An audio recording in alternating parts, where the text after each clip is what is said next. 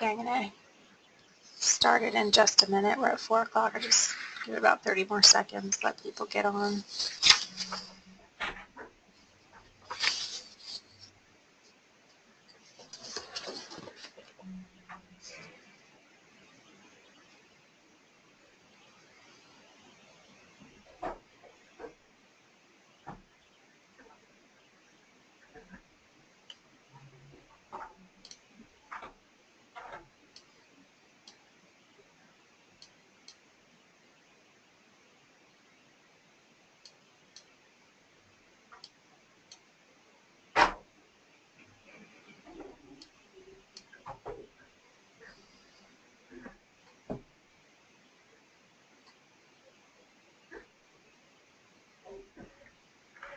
Yeah, I'm letting the attendees in, and we'll start in a few seconds.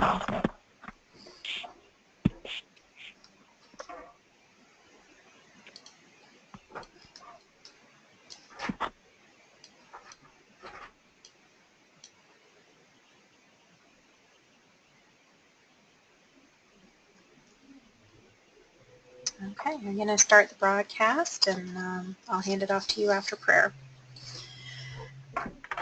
The broadcast is now starting. All attendees are in listen-only mode. Good afternoon. Thank you for joining this NCEA webinar, Risk and Integrating Risk Management Solutions, presented in partnership with RCM&D.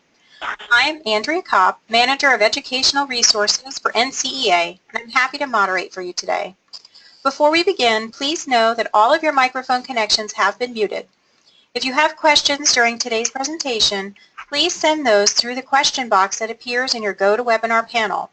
To ask a question, use your mouse to click into the blank box area. Type your question using your keyboard and then click Send. The webinar presentation will last about 45 minutes, and there will be an additional question and answer portion at the end. Later this evening, you'll receive an email asking you to complete a brief evaluation about this webinar, and I thank you in advance for providing us with this valuable feedback. You will receive an email in the next few business days with instructions on accessing this recorded webinar, a certificate of attendance, and the presentation files. First, let us begin, as we do all things, in prayer. In the name of the Father, and the Son, and the Holy Spirit, Amen. Our Father, who art in heaven, hallowed be thy name. Thy kingdom come, thy will be done, on earth as it is in heaven. Give us this day our daily bread, and forgive us our trespasses, as we forgive those who trespass against us. And lead us not into temptation, but deliver us from evil. Amen. In the name of the Father, and the Son, and the Holy Spirit, amen. Now I wish to introduce Karen Randazzo, Education Practice Leader, and Kate Santarelli, Education Practice Specialist with RCM&D. Welcome, ladies, and thank you for joining us. Thank you. We appreciate the time. So we're going to start this off by just giving a quick overview of today's presentation. The intent is really to recognize that school leaders, and leaders being people at various positions and with various functions within a school, are finding that they're being given a multitude of directives and initiatives that could be coming at you from many different sources. Those could be boards or trustees, parents, alumni, student groups, and sometimes even the media. So we know that you can get frustrated and overwhelmed sometimes on how to sort through the varying degrees of the risks and the risk perceptions that each brings, and the pressures to identify and prioritize what clearly is becoming more complicated. So to start with, a school's perception of what is risk, how to prioritize, and who should manage differ among schools, and even within your own campus. So what we're trying to do is help through identification of risk among campus-wide stakeholders, how you can actually address the risk, create a consistent baseline of what the risk is, and then from there establish connections between those identified and a strategy your school can develop to effectively manage across the campus. So in sum, the intent is to show you how what we call the education risk assessment approach is really an achievable means to overcome obstacles and variables in developing a risk assessment that your school and your school's leadership can implement and use to measure campus-wide performance in defining, prioritizing, and then the key is consciously managing risk for those specific current issues and needs, but yet is flexible enough to adjust for emerging issues of the future. So it sounds like it's a pretty big task, but what we'd like to do is take you through this presentation to show you some of the steps that we would suggest that you could look to practice.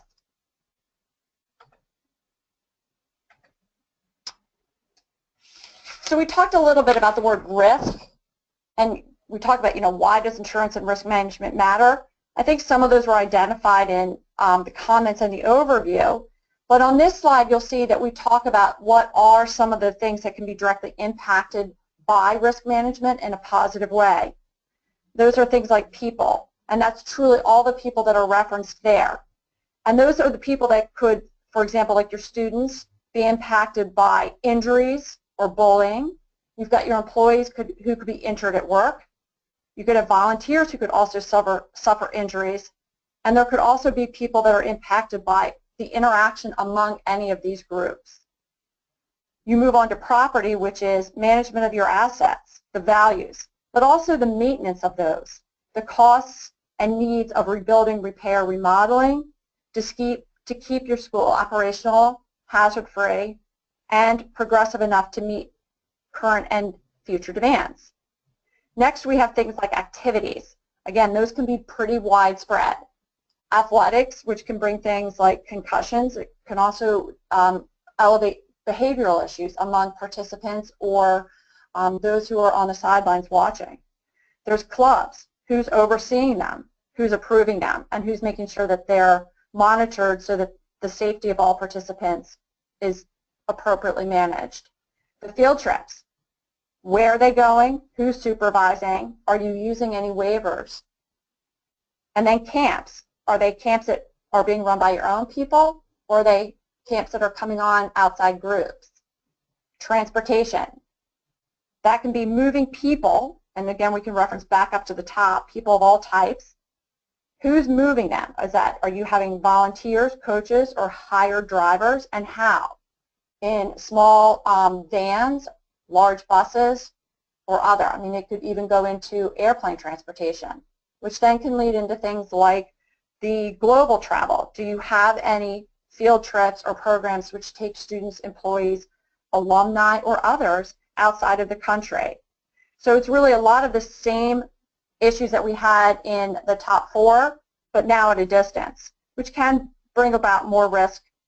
And so you really need to have cultural awareness, inclusive of some of the things that we're seeing like terrorism and Zika threats. How are you properly preparing anybody for all of the above? So we use the words like you don't know what you don't know. And sometimes you'll hear people say, what keeps you up at night? But honestly, we would say that sometimes that can be a little too overwhelming. So it maybe is best to start with what you know and then let it expand as you move through the process, initially and over periods of time. Because what it does is it allows you the flexibility to meet not only the current issues, but those that develop, whether you see them on the horizon or they come up unexpectedly. And we'll talk later in the presentation about what we call some sample risks, and we'll reference them as they can be the start of a risk register, and then what do you do with that. We also ask you, does your school have what could be considered like a universal approach to risk management? We would say most likely not.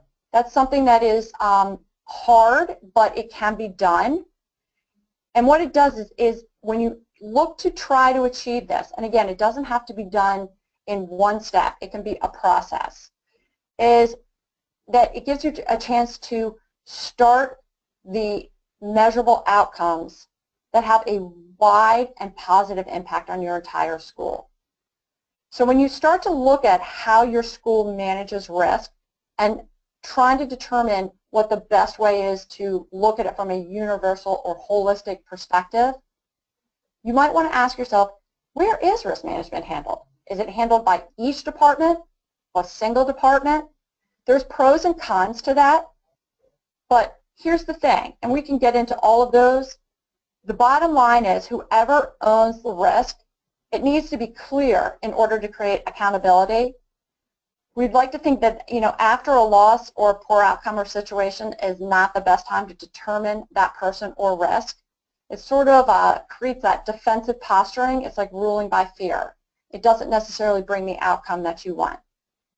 So then it leads back to that question, how does your school define risk management?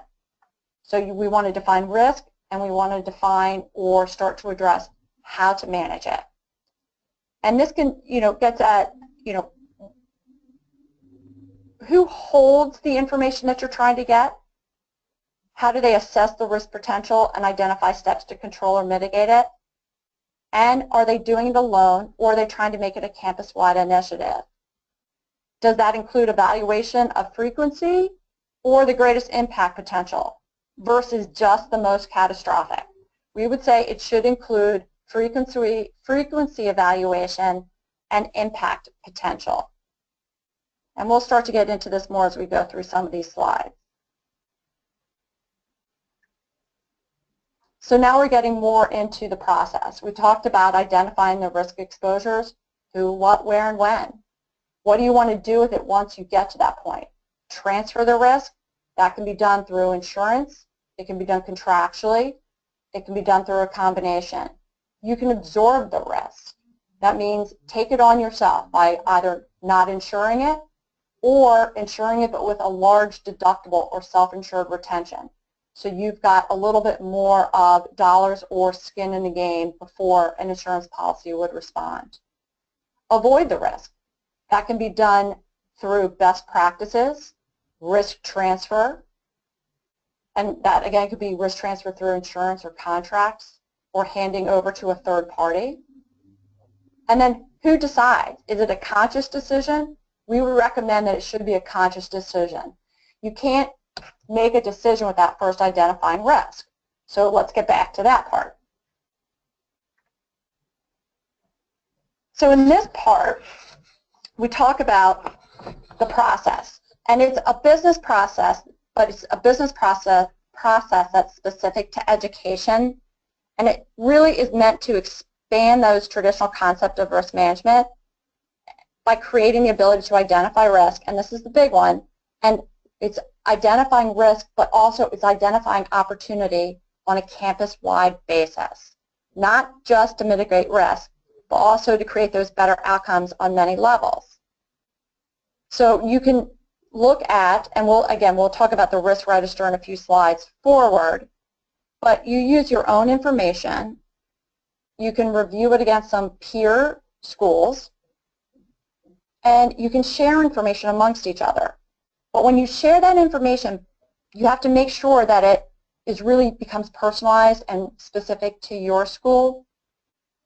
And then once you get to the point where you have identified risk, pick one. You can pick one, you can pick four, you can pick however many you want, but just start. Creating the process, it's like creating muscle memory. It makes replication easier and more consistent.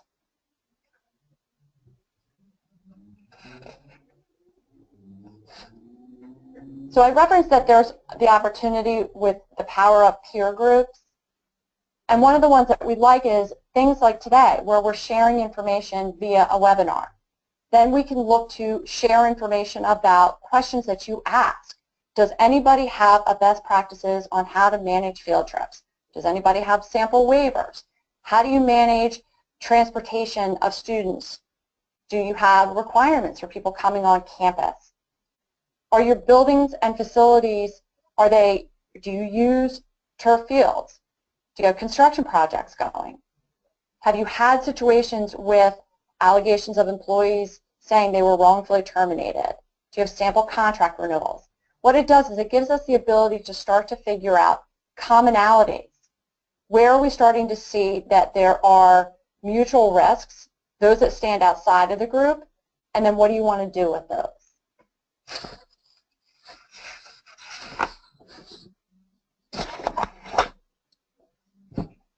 Katie, I'll turn it over to you to talk a little bit about the United Educators Large Loss Report. Sure. Thank you. So as Karen mentioned, I mean, there are a variety of sort of resources and, different ways to get information when you're looking at your own school and you're trying to wrap your arms around known and unknown risks. And a really good resource in addition to peer groups is this 2016 United Educators Large Loss Report. Every year they take a poll of all of their insured, and they provide insurance for K through 12 schools and also for higher ed institutions. And they compile what they call a large loss report. And as Karen mentioned before, this is a collection of like claims that have a high frequency, so there might not be a big payout, and it's also claims that have a significant payout that would be considered more of a catastrophic exposure. So just in summary, most of the claims that they collected and that they included in their report involve bullying, hazing, harassment, employment-related issues, negligence, sexual abuse and assault, and wrongful death. So I'm just going to go through some of these claims that were particularly interesting. The first one, a jury awarded $1.3 million to a former high school baseball player who sued Davenport Assumption High School in Iowa after a foul ball shattered his skull while he was in a dugout playing for the visiting team. He suffered brain swelling that required hospitalization and had to learn to walk and talk again and must take anti-seizure medication. So this is interesting because when we work with our school clients, there is a huge focus on our students, protecting our students, our own athletes, concussion management, so on and so forth. And probably less of a focus on, the condition and the risk that other teams pose to us. In this situation, I thought it was particularly interesting because it's, a foul ball to a player on the visiting team. And, sometimes there are things, even going through an education risk assessment, that are just sort of freak accidents, freak things that happen. And, no amount of sort of planning can prevent it. So you really can't insure everything, and you can't assess every single solitary risk. What you can do is take advantage of some of this benchmarking information and doing an education risk assessment so you have a handle on, maybe 80% of those risks that are posed to your school. So then the second claim is interesting. It's a misuse of grant funding at Wheeling Jesuit University in West Virginia. They paid the United States $2.3 million to settle claims that it misused grant funding awarded by the National Aeronautics and Space Administration. So many schools have what's called directors and officers insurance, and that basically insures you against sort of financial claims, misappropriation of funds, mismanagement of money. And, in the K through 12 world, I would say D&O claims are, don't have a high frequency. This is an interesting example, though it's a higher ed, of what can happen when you have claims alleging misappropriation of funds. Next slide.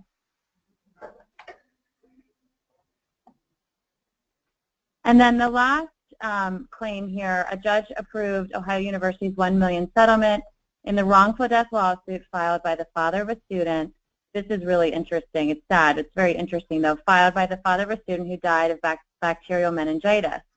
The lawsuit claims 6 students on campus were diagnosed with bacterial meningitis in the year prior to the case, including one only a week earlier. When the student became ill, she contacted the university's health center, described her symptoms, and was told to drink water, take Tylenol, and rest. Her symptoms became worse, and she died 2 days later in a local hospital. So, going through these education risk assessments, certainly a focus with all schools has to do with, health center, providing health services, school nurse, and, how you treat students and that come in who are ill, and how you can, identify potential illnesses that could become fatal. The lawsuit charged the university with negligence, wrongful death, and breach of standard of care.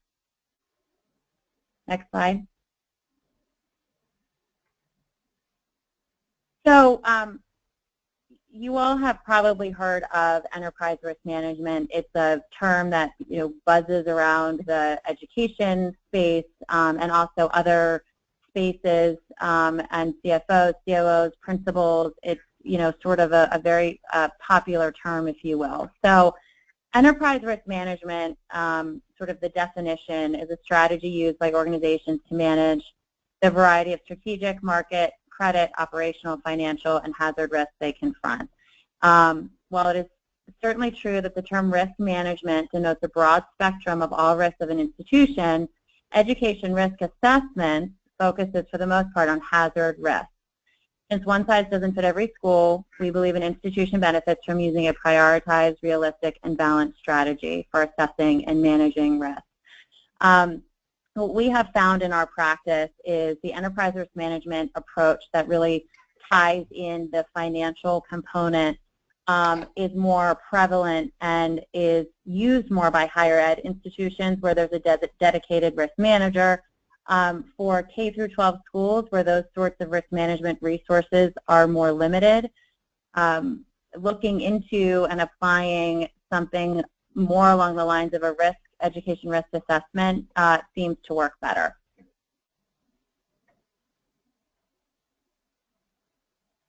So the education risk assessment approach, we start with the executive leadership.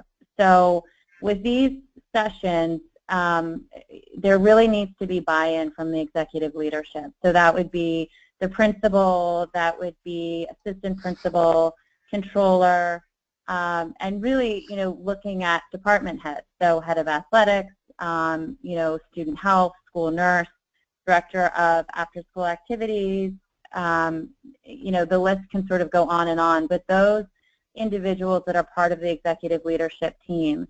And what we do is we meet with them, and it's, as Karen mentioned before, the big question is what keeps you up at night, and what are your concerns. So in the risk world, there are a lot of different topics that we can focus on, and there are a ton of risks that are on your campuses every day, and are there because of activities that you engage in. But what's really important is that you all understand your culture and what people are really concerned about.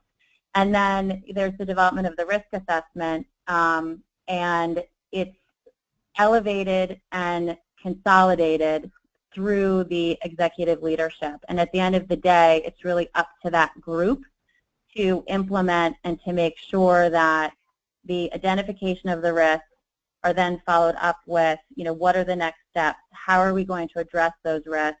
Do we transfer them via insurance? Are we going to decide to avoid certain risks? Are we going to decide to absorb certain risks? So it's a very sort of thorough process, and the ownership of the process really is with the executive leadership. Next slide.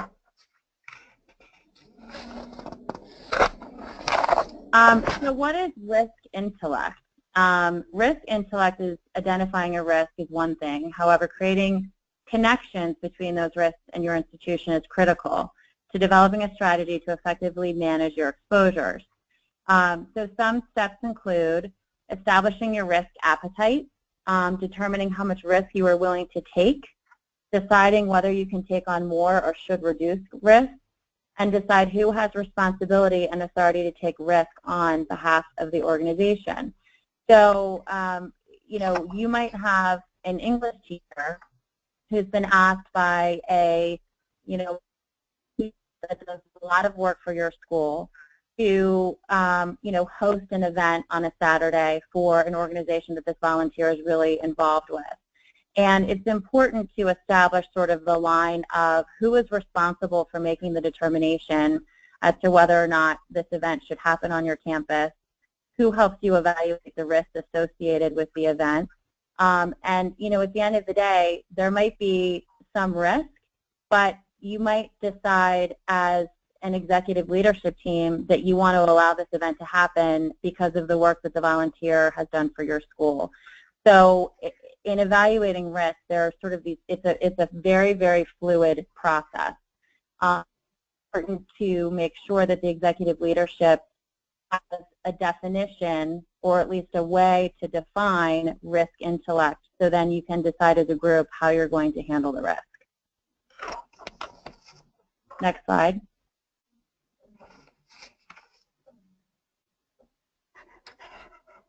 Okay, so who should participate? As I said before, principal, athletics director, facilities director, chair of the board, nurse, IT director, dean of students, after-school care director, community coordinator. So all of these individuals, have direct access to and deal with risk every day. And what's interesting, when you get these people, this executive sort of leadership team, and there are others I'm sure that are not included on this list, but once you identify who these people are in your school community and you get them in the same room and you start talking about what keeps you up at night, what do you consider to be the major risk, it's very interesting the level of collaboration that happens, and it's also really interesting.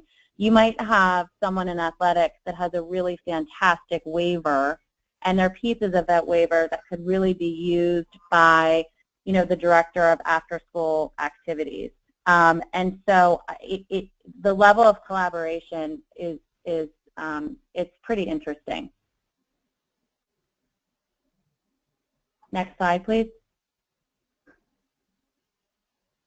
So what are some of the topics to cover in an education risk assessment? There's an outline that can be used when you have this meeting. And, if your school decides that, you really have a good handle on MBR checks, certainly, you don't have to spend a lot of time on it. But these are just some ideas of things that can be talked about. So they range from campus safety to domestic and international travel, waivers, new employee orientation, accident investigation. There are a ton of topics to cover. But again, when you're first sort of rolling this out and doing that initial meeting, we think that it's really important to make sure that, the individual concerns of some of the people in the executive leadership team participating in the ERA are heard and are talked about. Because, if they don't think that it's a big concern or a big exposure, then at the end of the day, there probably isn't going to be a lot of focus. Even if we have sort of a roadmap planned out, there probably isn't going to be a lot of focus on it. Next slide.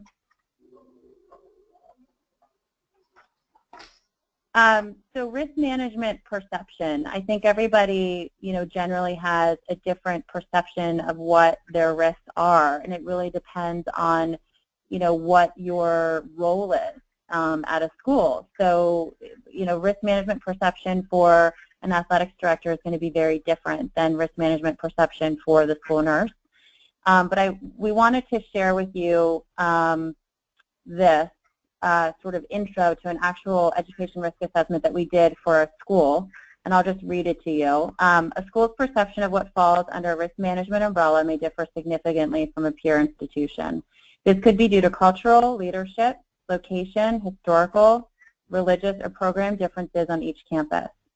Based on the risk assessment, the leadership group identified the following critical insurance and risk management issues confronting their school today: transportation safety, campus safety, international travel, managing athletic injuries, equestrian program, and protecting personal information of students, employees, and alumni.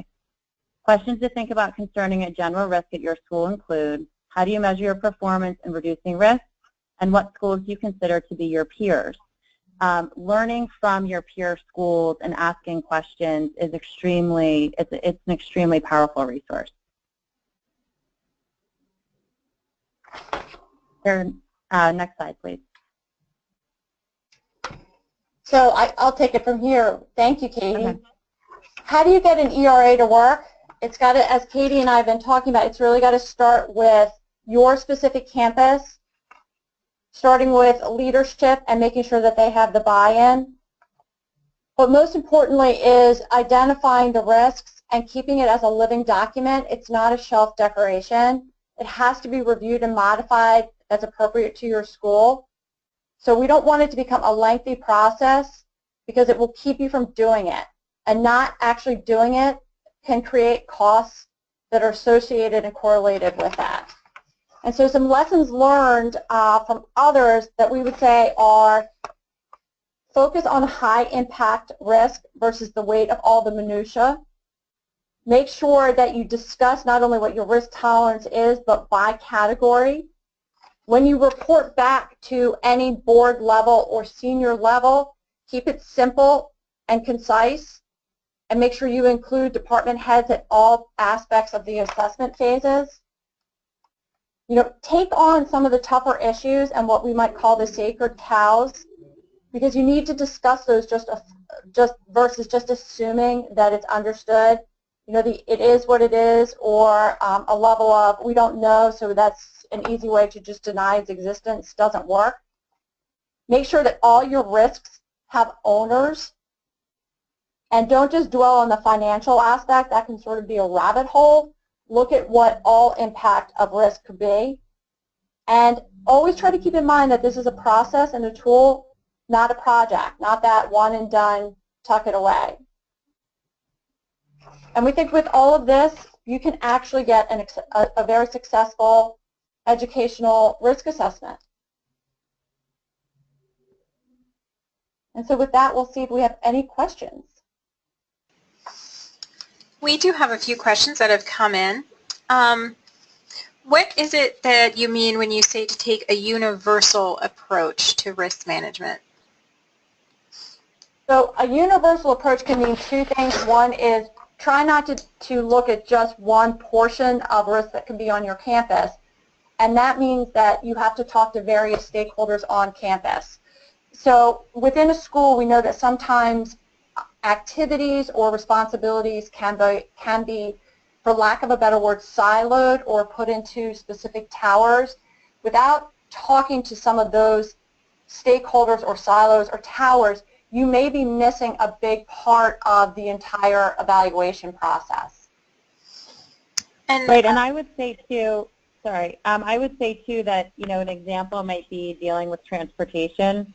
So, you know, if a school has a fleet of buses or vans, the athletics department might have one process that they follow in terms of, checking driving records. Maybe they do, maybe they don't with the drivers, as opposed to, you know, maybe the school has drivers that they've hired and that's a specific job. Maybe the vans are also used by, volunteers to take kids on field trips. So making sure that there's a universal approach to checking the driving records. And, you know, if somebody has 2 points on their license, what is the process? It's really making sure that everybody across departments that's interacting with the same risk is approaching it in the same way, or at least there is a universal baseline that's established. And there might be some deviations depending on what the need is, but establishing a universal baseline is really important. One thing that we've found through doing these education risk assessments, again, is that you might have one department that's handling a risk in a completely different way than another department without establishing that baseline. From a risk management standpoint, that baseline can help close some gaps. Great, thank you for that answer. What defines executive leadership in risk assessment? What personnel would be part of that team? So that's a great question. It varies by school. The risk assessments that we have done include the principal. They would include the CFO. And I would sort of liken it to department heads, if you will. That doesn't necessarily mean that you have, the head of the English department, history department, all participating in the risk assessment, unless the head of the history department or English department is also in charge of international trips, and that presents a different exposure. So I think it's, something that There's no hard and fast rule, but as Karen said before, typically that executive leadership team are going to be individuals that own a certain risk, and they're going to be individuals whose responsibility really is to help establish that risk intellect and participate in the discussion regarding how to handle that risk. Great. One thing I would add to that is you want to make sure that the executive leadership, however, isn't just the board or trustees, because oftentimes they might, and again, I'm not trying to cast aspersions, but often they might only see it from a specific perspective based on their own experiences, which may not be school related. So that can sometimes make generalities or a focus on business types of activities or dollars that aren't really a particular value on a holistic basis for a school. That's a great point, Katie. Along those same lines, how do you empower teachers and staff to be accountable to the ERA in their specific areas? That's a good one. I think that it has to come from that executive leadership team needs to be established, and I think there are some schools, albeit these tend to be bigger schools, that actually have a safety committee. So you have someone from maintenance, you have someone from athletics, you have someone from transportation, you have the principal or CFO, and they make up that safety committee, and it becomes part of their job, and they're accountable to it. And then I think a lot of it has to do with educating the faculty and the staff on the safety committee, and in general, sort of what the executive leadership team is doing as far as managing the risk. And also that the outcomes are really going to help everybody, that there's not a singular outcome from this. It's got multiples, some that you can say are measurable and others that are more subjective about perceptions and reputation. And I think that everybody feels better when they're involved in the process, and the accountability gives you not only the ability to break down some of those walls and towers and sacred cows, but can also bring ideas and understanding that maybe wasn't there before. And so it kind of ties back to that universal concept of allowing people a voice to express concerns. Well, and I think the other thing that's really important, two things that, and we didn't focus on this too much, but reputation. So you can sit there and say, well, we have insurance for that, it's fine. If there's an accident, we're going to file a claim with our insurance company, no worries. But, there is a real risk, and, for those who work at schools and love where they work and are dedicated, to educating students and providing, experiences, if there is a situation that, could turn into a claim that could, be more severe, or, from a liability standpoint, you're really talking serious injury or negligence, that could really harm the reputation of a school. So I think that, it's really important to keep that in mind. And then obviously from a cultural standpoint, that is very important, which is why in our experience it's very important to hear what those executive leadership, those individuals have been identified to be part of it. It's very important to hear what their concerns are and what keeps them up at night. We have some kind of specific scenario questions coming in. One from a small pre-K through 6 school with about 70 students, and they're for the first time have a student who uses a wheelchair, and he transfers to a chair and the floor for different activities. They're wondering if this is something that changes their risk when they're dealing with him and interactions with other students.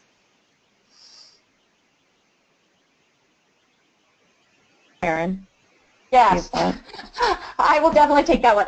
Yes, I would say it does. So to not completely give it the same analogy, but in some ways it can be like a transgendered student, because you have to be careful about not segregating them so that they feel overly different or separated in how they can do things. So I think it's great that they've got somebody to assist. So let me answer it in two ways. One, it's a great opportunity to have those discussions among students and teachers about inclusion, about understanding differences and disabilities, making sure that you've got from a regulatory ADA compliance that your facilities are up to snuff with meeting the size of a wheelchair, et cetera, et cetera. And then the other part is also making sure that the people that are lifting him and moving him are properly trained in the lifting techniques so that they don't injure themselves and you have either a volunteer get injured or an employee get injured from a workers' comp standpoint. That's a good point. And if you ever ask that question, if you're looking for more, if you want to type in a follow-up, that'd be great. We had another specific question about hosting school events. Should you require an insurance policy when you have an event at like a science meet at your school? So that's a great question, and that's sorry about that. And that is something that comes up often. I would say, you know, if it is, here's sort of the rule. If it is a school-sponsored, sanctioned event, it's going to be your liability. So generally speaking, the coverage that schools carry, the general liability coverage, is going to come in. You have, you know, a visitor on campus that's attending this event, and they slip and fall, that general coverage is going to come into play. If you have, you know, if you might want to consider getting a special event policy just for that day. If alcohol is being served, that gets into the risk transfer piece as well, because anytime you can, you know, we would encourage you to get a catering company or a vendor that has liquor liability coverage, and that's where you get into some of these contracts trying to transfer risk over to a third party. So if you have a third party that's coming in that's running an event, you know, the school has their own coverage, but in that contract, what you want to do is you want to transfer that risk over to the responsible third party, you know, require them to provide a certificate of insurance, which isn't, this is a whole nother webinar topic, but a certificate of insurance is good, but in the body of the contract, there needs to be those specific insurance requirements, including adding the school as an additional insured. So, but a special event policy, if you do decide to get one, is, you know, a couple $100s, and they're very easy. It's a quick turnaround to get one of those. Great. And then one final question. You've mentioned some great ideas about, you know, getting resources and sharing ideas with peers, but does RCM&D have any resources or risk assessment checklists available to share with our members? So thank you for asking. It sounds like a planted question, so the answer is yes, we do, and actually we'll be giving some information to the NCEA that they can post, and with that there's some additional items that you can access through our website as well, and we'll be giving that information out as well. Great. And we have another RCM&D webinar coming up on September 7th. So those of you who are listening and you're interested in learning about contracts in school and how to minimize your risk in those areas, please look for that on our NCEA website, and we'll hear more from RCM&D. Before we conclude today's webinar, I invite you all to visit ncea.org to see listings for both upcoming webinars and professional development activities. Thank you for spending your time with us today, and thank you, Karen and Katie, for all that you've shared with us.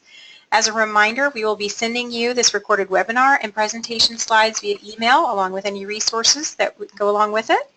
And we thank you again, and I hope you enjoy a blessed evening. Thank you.